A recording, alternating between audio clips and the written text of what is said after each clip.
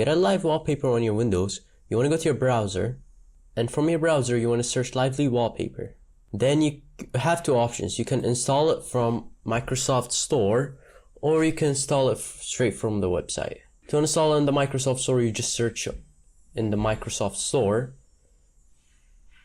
Then you can just click on it and then click get. If you want to go the long route, you can just go to the website, and from the website you can just click download for Windows. It's still gonna use Microsoft Store, although you can install it straight. Let's wait while it downloads.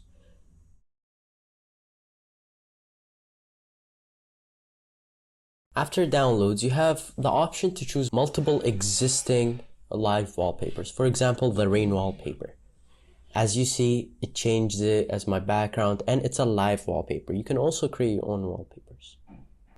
If you have multiple screens, you could go there to this button. You can select a wallpaper for the screen you're using. Just like how I have two screens and I want to select a wallpaper for both screens. Thank you for watching. If this video helped you, please hit the like button and subscribe, and see you next one. Goodbye.